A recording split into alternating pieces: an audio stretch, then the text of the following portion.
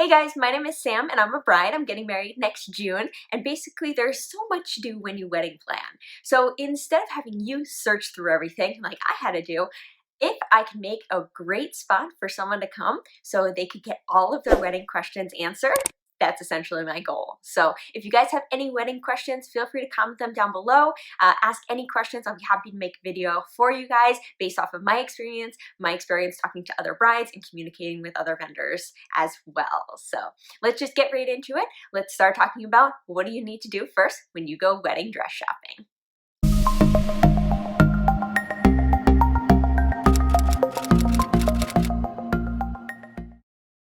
All right, so the first and foremost thing is, when do you need to go wedding dress shopping?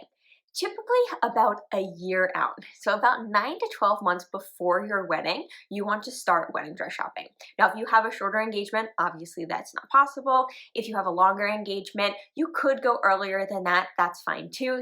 Get a kind of a jump on things early, but about 9 to 12 months is that recommended. Typically a dress takes about 6 months to make and get delivered. And then keep in mind that you're also going to have about 2 to 3 alterations, depending on, just your size and how many alterations you'll need. But I know me, I'm on my second alteration. I may also need a third alteration just based off of a couple of details. And it did take about, I would say, 6 months to come in, and then the rest of the ordeal maybe another like 3 months or so. So about that 9-month time. All right, so now when you're wedding dress shopping, you need to make sure to make an appointment.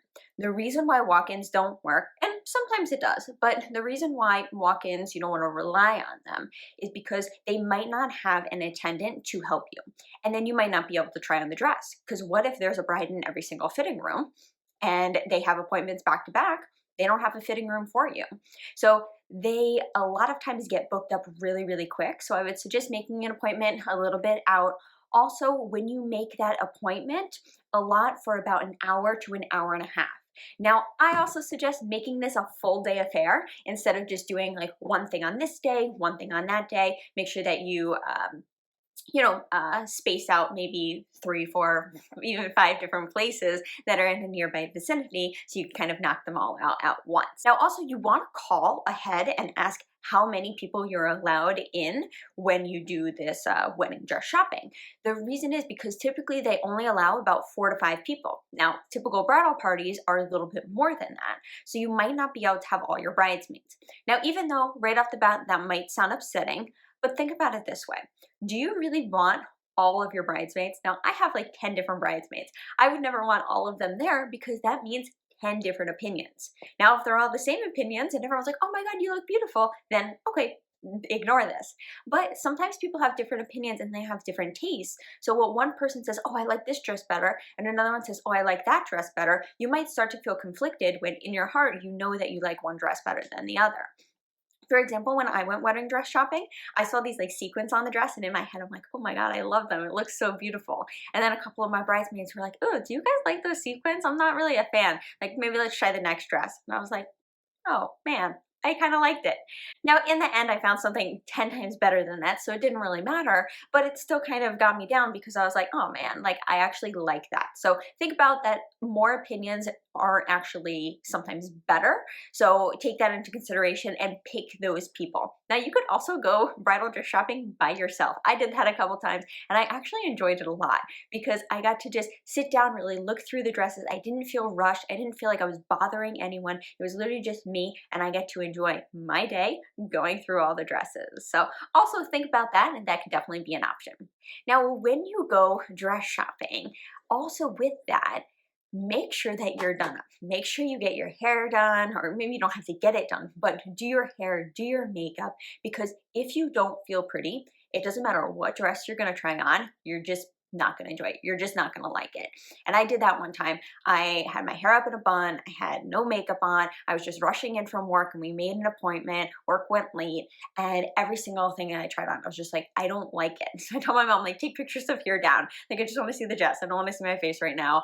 And it just wasn't as fun of an experience. Now, even if you want to do your hair and makeup trial that same day, now you're literally done up as if you would be for your wedding day, and then you could go on trying on dresses. It seems a little bit more real and definitely more exciting. So that's a little tip that I suggest. Next question is, what do you bring when you go bridal dress shopping? So I suggest light undergarments, either nude. White sometimes aren't the best because sometimes if you're looking for a more like ivory dress or things like that, it doesn't line up perfectly. So I suggest nude undergarments. If you don't have them, no big deal. Even if you have black underwear on, it doesn't matter. You can still try on the dress and get the idea of it. Also, a lot of times people say, oh, make sure that you get a strapless bra or things like that. Honestly, in the grand scheme of things, it doesn't really matter. They do have a lot of like bras and like bustier type things that you can try on with the dress, so that's not a big deal. Also, think about if you're looking for a strapless dress, yeah, strapless bra makes sense, but if you're looking for an open back, then it doesn't make sense. You're gonna need a different bra anyways. So it doesn't really matter. You can even just tuck in your straps, that's fine too. If you wanna be fully prepared, then one of those, you know, like stick-on bras or something like that would be perfect, but there's no sense in doing that just for the day because they're kind of not like reusable things. So it doesn't really matter too much in terms of that. Now, if you know the shoes that you're wearing for your wedding, definitely bring those because then you could try it on, stand up straight, you could see how the dress looks like with the shoes that you're gonna have. Now, if you do not have shoes or you don't know what shoes you're going to wear just yet, that's okay. Feel free to just bring another pair of shoes just so you could try it on with the dress because they know me, I have very tiny feet, so I have like size 5 feet and they didn't have shoes there. So I had to just like put a size 7 on and I couldn't walk, couldn't really kind of visualize the whole thing. Not that it's a big deal, but definitely bring shoes if you can. And you also must know your budget because going in, the first question that they're gonna ask you is not, oh, what do you want your dress to look like? They're gonna ask you, hey, what's your budget? And I always suggest to tell them a little bit under your budget because let's say your budget is, I don't know, $800 and you tell them $800, then they might show you a dress that's like 900 because they think, okay, maybe we could push your budget just a little bit. Also, they're going to show you dresses that are at the high end of the budget rather than starting at the low end and maybe saving you a couple bucks. Now, sometimes people will, you know, give you the lesser dresses first, but if you fall in love with that more expensive dress, but there could have been a inexpensive dress that you might have enjoyed, then it doesn't leave for that optionality. So if you tell them, let's say your budget is 800 and you tell them your budget is 400, they'll show you all of those and then you could start creeping up your budget if you don't find anything. That's always an option. Now, on top of that, make sure whatever your budget is, calculate in every expense for the dress because you're also going to need alterations, you're also going to need shoes, maybe even jewelry. It depends on where you kind of want to draw the line of what your budget is. But for example, my budget, I said $1,500 and that was for everything.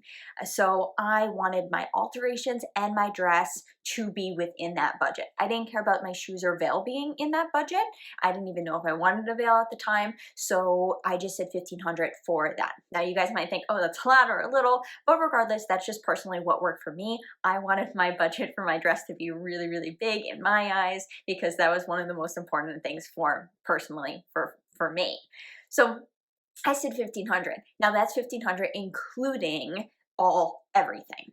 So when I went to the store, I told them $1,000 was my budget because typically alterations cost about $500. Now the place that I went to, they actually included alterations within it. So then I was able to bump up my budget closer to that $1,500 mark of my absolute max budget.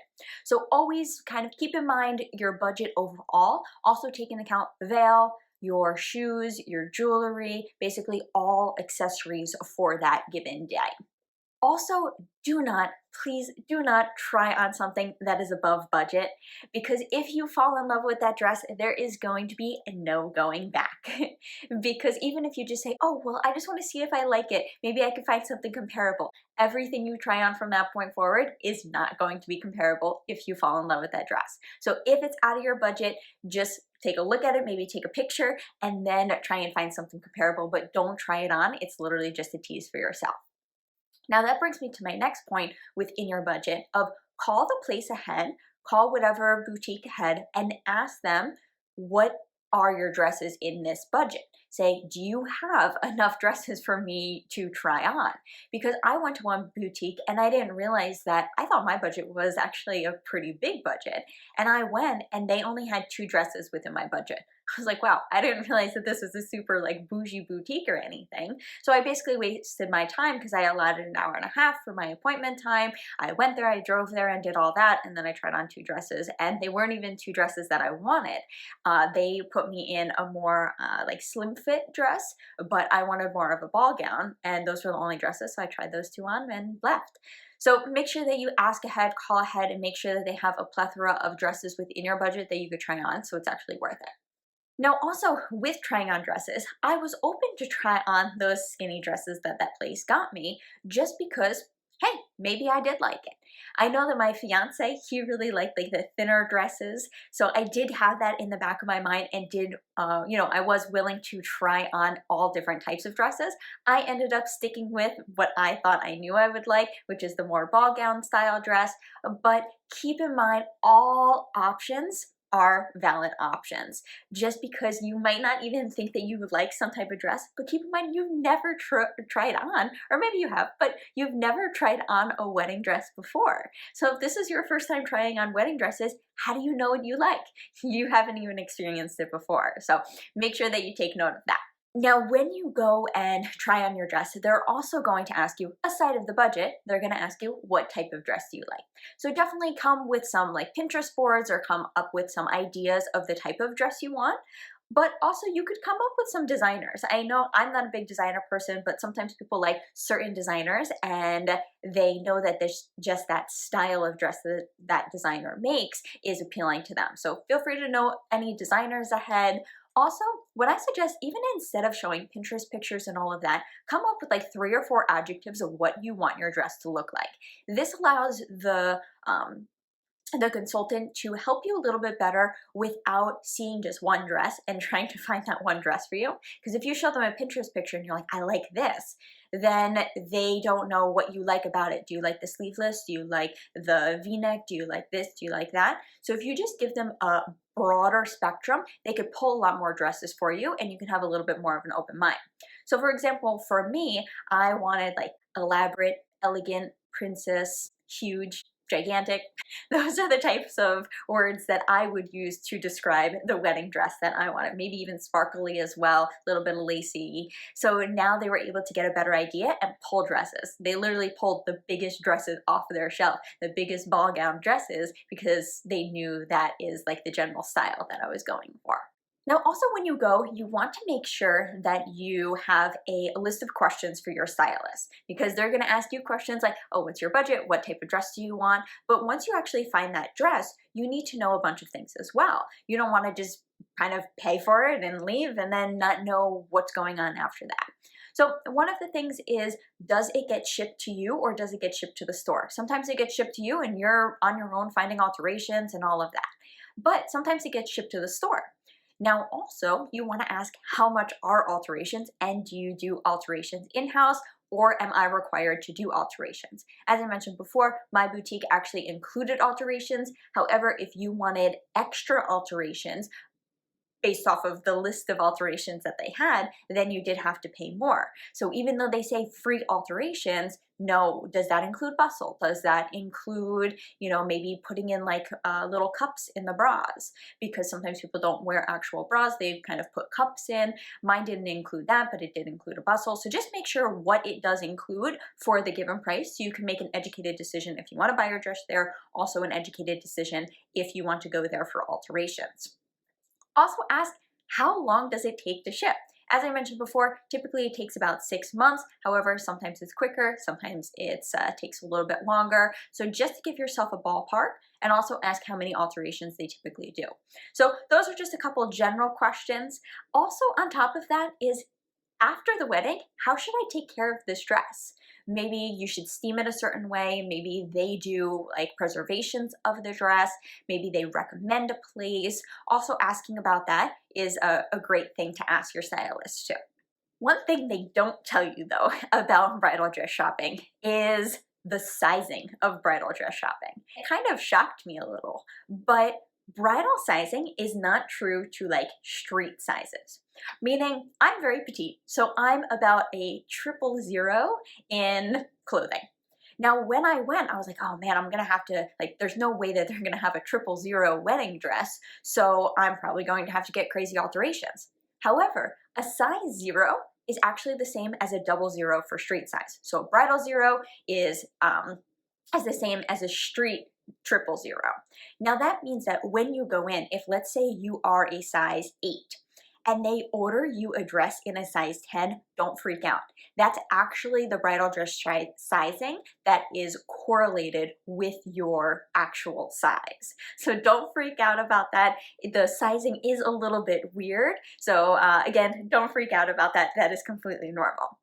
Now, also one thing that I didn't know about sizing as well is bridal boutiques, they're not like normal stores where you go in a store and they have size, 1, 2, all the way up until like size 26, and you could try on all different sizes and see which size fits you. They don't do that. They basically have one in store, typically around a size like 8 to a size 12. So if you're in that range, great for you, that works out perfect. But if you're not in that range, what they do is they either just like take these like little pin type things and they pin up your back, they pin up your sleeves, so you could kind of visualize what it looks like. Now for me, as you can imagine, I'm like that 00 size, and I was trying on size like 14 dresses, and they had to pin it like crazy. So it was kind of discouraging because I wanted like these open back styles. When they were pinning them, I couldn't even see the back. So I kind of just had to visualize, then they had to pin some in the front so I could see the back. So it definitely isn't ideal. So don't be disappointed when you see that, because I was like calling up all these different places saying, hey, do you have a size like, 0 or a size even 2 or 4 that I could try on? And everyone's like, no, sorry, we don't. And I was like, how am I supposed to find my dress? And I got super discouraged doing that. But that's completely normal. Now, also on the flip side, if they only have size, let's say 10 in their store, and you are not a size 10 and you're above that size, then it might be a good idea just to give them a ring, just give them a call and say, hey, do you have any dresses for a plus size bride? Because if you don't, and then I can't go to your boutique, because let's say you're a size 18 and they only have a size 10, and you're like, I know I'm not even gonna fit inside that, fit in that 10, then it won't even zip up, you won't even get to visualize. It might be beneficial to go to like a plus size boutique or something along those lines. So again, calling ahead, asking all of those questions, asking if they, have appointments, if they have dresses in your size, asking all those questions ahead are definitely super, super helpful. Now, also in terms of like the sizing of wedding dress, if you're planning on losing weight for your wedding, just buy it in the size that you are now. It is so much easier to take in a wedding dress. And I would know, since I'm a really petite size, they have to take in a lot of my wedding dress, but it's a lot easier to take in that wedding dress rather than later down the line you be stuck with this dress that doesn't close, and now they need to try to put like maybe some extra fabric or some extra thing to make the dress a little bit bigger. Now, obviously you're hopeful that you're going to lose that weight for the wedding, but sometimes life doesn't happen that way, and sometimes you might not be able to lose as much weight as you think, and then you don't want it to be an added stressor later down the line. Because doing an extra alteration, no big deal, but having to do an alteration in the opposite capacity of kind of expanding the dress, making it bigger, that's going to be 10 times more challenging. So I highly suggest, obviously I'm not speaking from experience, so maybe talking to someone of that size would be a better person to speak to. However, it's just based off of my research of what I've learned along my way of bridal dress shopping and doing it myself. That's what I've heard from a lot of other brides too. Also, when you're wedding dress shopping, even though if you have an idea of the type of dress that you want, think about also the season. Because initially, I wanted a sleeve dress.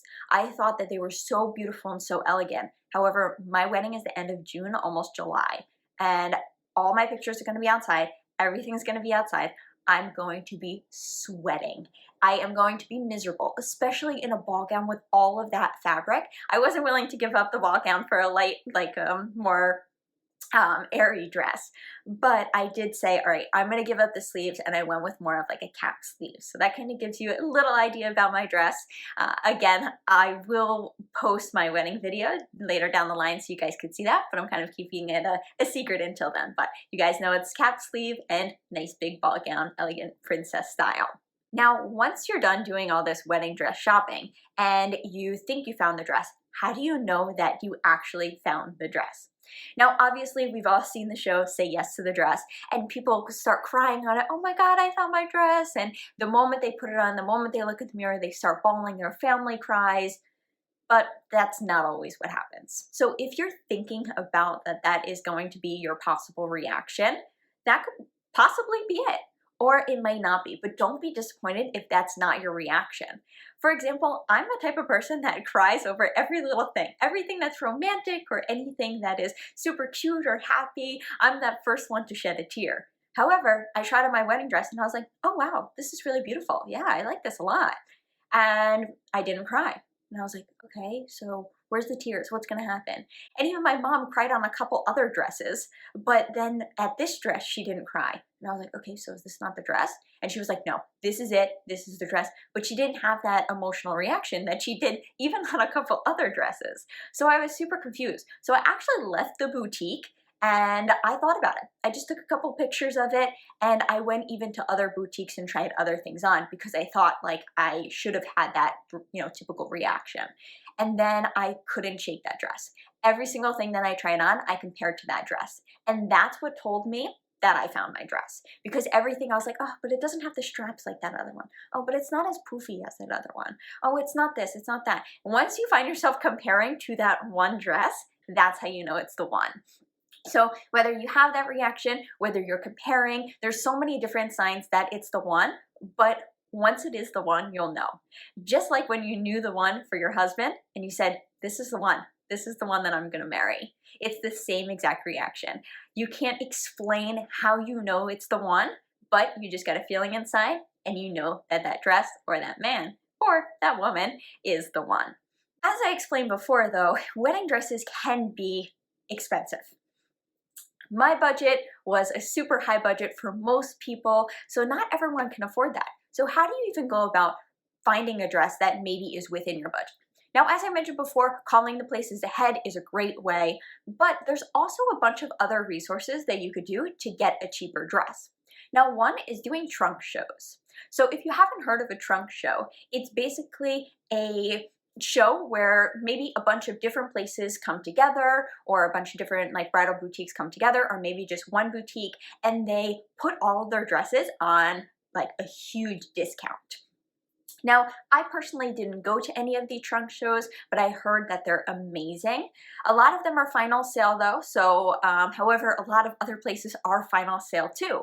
So it's not out of the ordinary for a wedding dress to be final sale because they do actually have to make it. So that's really not a deterrent for these, but they are a lot cheaper. Also, you can go to some secondhand shops. There's a lot online. I'll actually post the links down below because there's some secondhand online shops. Now with that, you basically buy a wedding dress that someone else already wore, but they only wore it for one day. So it's really not too big of a deal. Also, on top of that, you could sell your dress after on those some like secondhand bridal shops, and then that saves you a little bit of money as well.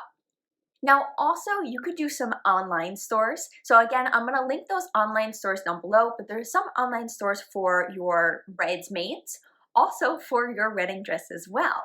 So even some places like, I think it's called like Coco Medley or something like that. Then you also have Azazi. I don't know if I'm pronouncing any of these correct, but you'll see the links down below. Those are a couple different ones that are like cheaper style. Now, when I say cheap, I just mean inexpensive. I don't actually mean cheap material. They actually make great dresses. Also on top of that, if you're looking for like a more non-traditional dress, there's things called like Rent the Runway.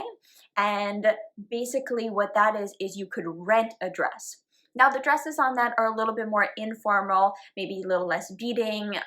A lot of them are like shorter dresses. So if you're looking for a shorter dress, that could be the place to go. But it definitely is a way to get a cheaper dress or I know a lot of people when they're doing more of like the courthouse wedding, some of those shorter dresses are an appeal. So that could be something where you even just rent it and then you give it back a couple days later after the wedding. So that could definitely be an option to get a cheaper dress. So like I mentioned, I'm gonna post those links down below of how you get some cheaper dresses. Also, any other tips, tricks, I'll write in the comments below. Hopefully you guys took some notes on this because I know this was a super long video, but hopefully it helped. So pretty much to wrap up, you want to make sure that you stay within budget, make sure you call ahead and ask all your questions, and then on top of that, just enjoy the day, just have fun, and make sure that you pick the best people to come with you because you don't want to pick everyone and kind of overwhelm yourself. I know this could be an overwhelming experience picking your dress. It could also be an overwhelming experience just wedding planning in general, but hopefully this video helped a little bit to help kind of smooth out that process, and hopefully you're a little less worried to do your wedding dress shopping. So again, enjoy, have a good time, and I'll see you guys in the next video. But keep in mind, if you did like this video, give it a thumbs up, give it a like. Also comment down below, let me know where you guys are going for your wedding dress shopping and if any of these tips were helpful. Also, make sure you subscribe, and I'll see you guys in the next video. All right, bye guys.